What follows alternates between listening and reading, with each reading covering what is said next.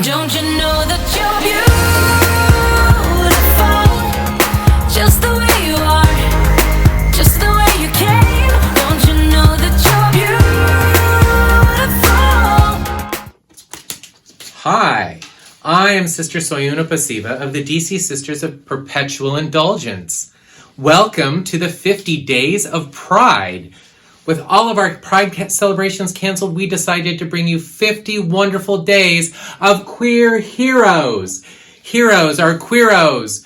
You know, there may be heroes within your life, but these are the heroes that have made generations of us proud to be LGBTQ+. Don't you know that you're beautiful, just the way you are, just the way you came. Don't you know that you're beautiful? Hello and welcome to another installment of 50 Days of Pride. My name is Sister Ruthless Cunt, Sister Ruth for short, and I am a member of the Charm City Sisters, here to help the DC Sisters out with their video project. Now, the next queer hero I'm about to read about, I actually didn't have any association with, queerness with them. In fact, I didn't know much about this queer hero's personal life until reading this. Today we're going to talk about the composer, performer Tchaikovsky. Swan Lake, The Nutcracker, Sleeping Beauty. These amazing pieces of classical music have become known all over the world as their composer, Tchaikovsky.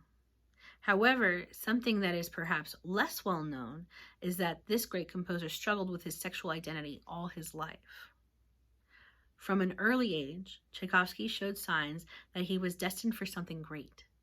He began piano lessons around the age of 5, and although his family encouraged him to focus on a career in the civil service, from that moment on, music was his one true passion. In his early 20s, Tchaikovsky enrolled in the famous St. Petersburg Conservatory Music School before moving to Moscow, where he became a professor of harmony at the Moscow Conservatory.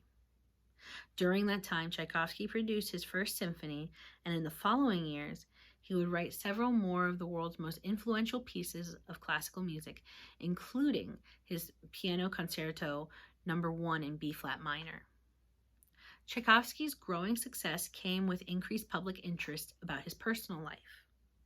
At the time, being gay was illegal in Russia, and in 1877, to put an end to rumors circulating about his sexual orientation, Tchaikovsky married a young music student by the name of Antonia Milyukova. The marriage was a complete disaster, which resulted in Tchaikovsky abandoning his new wife within just weeks of their marriage. Tchaikovsky spent the following years dedicated to his work, continuing to produce what have now been some of his best-loved pieces of music of all time. But despite his incredible talent and continued success, scandal and rumors about his sexual identity followed Tchaikovsky until the end of his life. He died in 1893 from cholera, with some claim that he committed suicide after it was discovered he was having a relationship with a male member of the Russian aristocracy. Didn't know history got that juicy. Thanks for joining us for another installment of 50 Days of Pride and learning about this new queer hero with me. Take care and happy Pride. Don't you know that you're beautiful?